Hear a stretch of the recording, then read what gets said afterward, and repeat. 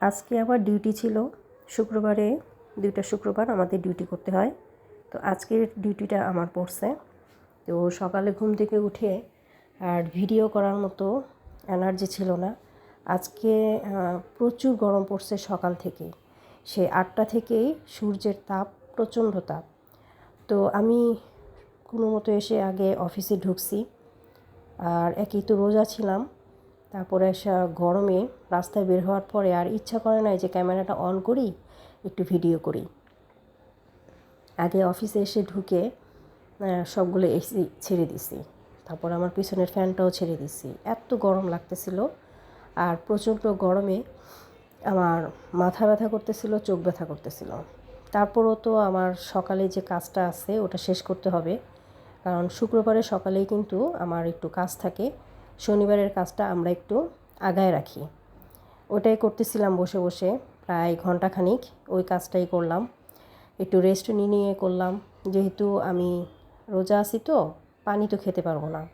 তো সামনে থেকে পানির বোতলটা সবার আগে সরাইছি। আমি ভিতরে ঢুকেই পানির বোতলটা সরাই ফেলছি, কারণ দেখা যাবে আমি মনের ভুলে পানি খেয়ে ফেলছি। আর আজকে তো হসপিটালে একটু মানুষও কম আছে, অনেকেরই ছুটি, আমরা হালকা পাতলা মানুষ আছি।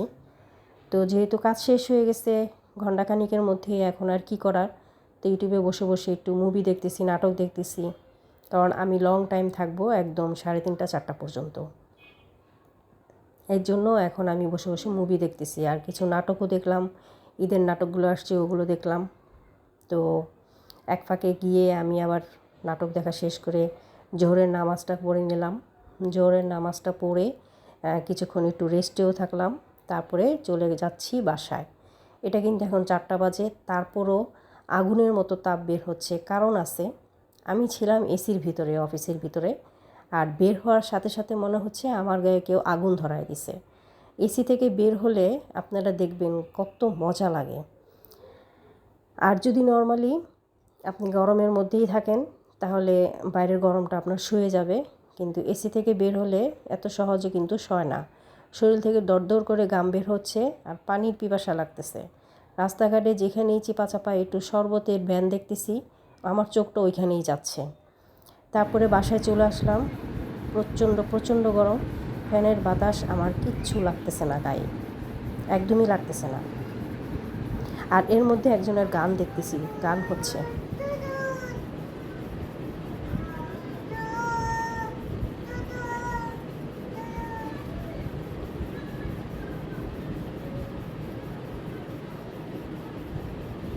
তো আমাকে দেখে ভয় দিছে দৌড়।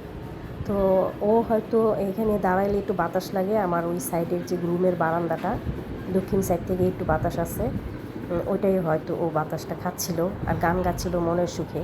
আমি ডিস্টার্ব করে ফেললাম। তো আমি গোসল করলাম। গোসল করে আসরের নামাজটা আদায় করলাম। এখন আমি ঘরের মধ্যে ইফতারের আয়োজন করতে হবে। আমি আর আম্মা রোজা আছি। পাতিলার মধ্যে ভাই আমি শরবত গুলাইতেছি। আপনারা কারা কারা আমার মতো পাতিলাতে শরবত গুলান জানাবেন। আব্বা গুড় নিয়ে আসছিল, আখের গুড় অনেকগুলো, যেহেতু আমরা রোজা আছি এর জন্য। এখন এগুলা দিয়ে আমি শরবত তৈরি করব। করে এটা পারলে ডিপের ভিতরে রেখে দিতে পারি, কারণ আমার এত পানির তৃষ্ণা লাগছে আজকে, গলা জিহ্বা পর্যন্ত শুকায় গেছে, ঠোঁটও শুকায় গেছে। তো আমি এই গুড় দিয়ে আর লেবু দিয়ে শরবতটা তৈরি করে ফ্রিজের মধ্যে রেখে দেব। আম্মা আবার একটু শসা টমেটো কেটে নিছে, একটু ধনেপাতা পেঁয়াজ কাঁচামরিচ এগুলো কেটে নিছে। আম্মা এগুলো করলো, আমি শরবত গুলাচ্ছি। আর আব্বাকে পাঠাইছি নিচে, যে একটু ভাজা পোড়া যদি পাও হোটেল থেকে নিয়ে আসো, আজকে মুড়ি মাখা খাবো। তো এই হচ্ছে আমাদের আজকের ইফতারের আয়োজন। তো আমরা করতেছি। আমার ভাইও কিন্তু 6 রোজা করতেছে, কিন্তু আজকে ও বন্ধুদের সাথে ইফতার করবে। তো ফ্রিজ থেকে এই বোতলটা পাতিলের মধ্যে না ঢেলে আমার ইচ্ছা করতেছিল মাথায় ঢালি, এত এত গরম। এবার মনে হয় সব থেকে বেশি গরম পড়বে। আর যতবারই ঠান্ডা পানি দেখতেছি ততবারই আমার আর ভাল লাগতেছে না। তো বাবা নিচ থেকে নিয়ে আসছে ইফতার। আমি সরিষার তেল নিয়ে আসলাম রান্নাঘর থেকে, আম্মা ইফতারি মাখাচ্ছে। আর বেশিক্ষণ বাকি নাই। তো আমরা ইফতার করব, সবাই একসাথে বসে ইফতার করে মাগরিবের পরে আবার আপনাদের সাথে দেখা করব। ইফতারি শেষ করে মাগরিবের নামাজ পড়ে 5 মিনিট রেস্ট নিলাম। তো এখন ফ্রিজের মধ্যে যে পাতিলা ঢুকাইছিলাম শরবতের, আমার তো টার্গেট এখন ওইটা বরফের মতো হয়ে গেছে, আমার ওইটা খাইতে হবে। তো বের করছি পাতিলাটা, এখন আমি শরবত খাবো। তো শরবতটা আবার যখন ফ্রিজে রাখতে গেলাম তখন দেখি নিচে আইসক্রিমের বক্সের মধ্যে আবার কি আছে। এখন তো এটার মধ্যে আমি ভাবছি হয়তো আইসক্রিম, এখন দেখি সেমাই। আইসক্রিমের বক্সের ভিতরে রাখে সেমাই, দইয়ের বাটির মধ্যে রাখে আদা রসুন। তো আমাদের তো ধোকা লাগবেই। এখন আমি এই সেমাইটা নিয়ে যাচ্ছি, একটু খাবো, সাথে একটু বাবাকেও দিচ্ছি। তো আমার আম্মার হাতের এই ঝরঝরা সেমাইটা অনেক মজা হয়, বেশি করে চিনি দেয়, নারিকেল দেয়, অনেক টেস্ট। তো এখন আমি এটা একটু খাবো আর একটু শরবত নিয়ে যাচ্ছি, শরবতটাও খাবো। ইফতারির পরে তো একটু ঠান্ডা খেতে ইচ্ছা করে, আমার ইচ্ছা করতেছে যে গোসলই করি। তো রাতে গোসল করে একটা ঘুম দিব। তো আশেপাশে কিন্তু দেখেন ভ্যাপুর জন্য আমি ভয়েসই দিতে পারতেছি না। এই হচ্ছে আমার ইফতারির পরে আবার একটু খাওয়া দাওয়া। যেহেতু মুড়ি মাখা খেয়েছি, গ্যাস ফর্ম করতেছিল, তাই অল্প একটু মুড়ি মাখা খেয়েছি। আর শরবত আর সেমাই খাওয়ার পরে পরিপূর্ণ হলো। আজকে অনেক শরীর খারাপ লাগতেছিল, তাই আদার্স অন্য কিছু আপনাদের সাথে শেয়ার করতে পারি নাই, কোথাও যেতেও পারি নাই, কোনো শপিং মলে হোক বা কোনো মার্কেটিং হোক বা কোনো আদার্স অন্য কিছু রেসিপি কিচ্ছু শেয়ার করতে পারি নাই, কারণ প্রচণ্ড গরম, আমি ভয়ে রান্না করে ঢুকিই না। আর এই হচ্ছে আমার চেটে পুটে একদমই শেষ করে ফেলছি, খাওয়া শেষ।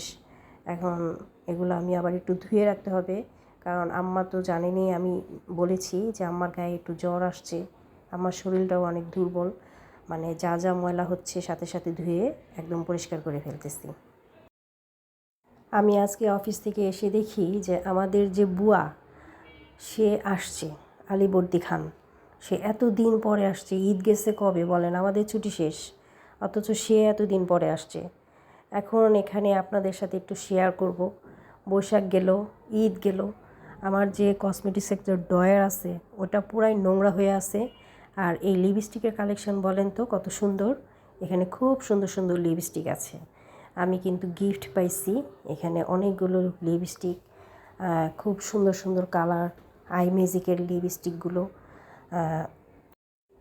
ওই ড্রয়ারটা পরিষ্কার করতে হবে, যেহেতু অনেক দিন হয়ে গেছে, এটা এলোমেলো হয়ে আছে। ঈদের পর থেকে, বৈশাখের পর থেকে এই পর্যন্ত কসমেটিক্সের কোনো কিছু গোছানো হয় নাই, সব এলোমেলো হয়ে আছে, ধুলা পড়ে গেছে। এখন আমি এগুলো একটু মুছে মুছে রাখতেছি। আপনাদের বলেন তো লিপস্টিকের কালারগুলো কীরকম লাগতেছে। এগুলো আই ম্যাজিকের খুব সুন্দর সুন্দর লিপস্টিকগুলো। তো আমি চিন্তা করলাম প্রতিদিনের ব্লগ যেহেতু করি, তো আমি এখন রাতে কি করতেছি ওটাও তো আপনাদের সাথে শেয়ার করা উচিত, তাই না? তো আমি এখন এগুলো পরিষ্কার করতেছি, করে আবার এগুলো গোছাবো। এখন আপনাদের সাথে একটু শেয়ার করি আমার লিপস্টিকের কালারগুলো, নাম্বারগুলো। আর আমার যে ড্রয়ারটা আছে ওটার মধ্যে যে কত ধরনের ময়লা আবর্জনা জমে গেছে, এগুলো যখন আমি পরিষ্কার করব ওটাও আপনাদের সাথে শেয়ার করবো ইনশাল্লাহ। অনেক সুন্দর সুন্দর এগুলো হচ্ছে সব একসাথে মুছে পরিষ্কার করে তারপরে রেখে দিচ্ছি। এখানে খুব সুন্দর একটা পেন্ডেন্ট আছে, দেখেন 3টা কালারের। আর হচ্ছে একটা বড় চেন আছে রকেটওয়ালা। এগুলো কিন্তু গিফটের জিনিস, আপনাদের কেমন লাগলো বলেন। আমি কিন্তু গিফট পেয়েছি এগুলো, লিপস্টিক, পেন্ডেন্ট, এই চেনটা সুন্দর না? তো আজকের জন্য কিন্তু আমার ভিডিও শেষ করে দিচ্ছি, কারণ আজকে আর কিছু করার এনার্জি নাই।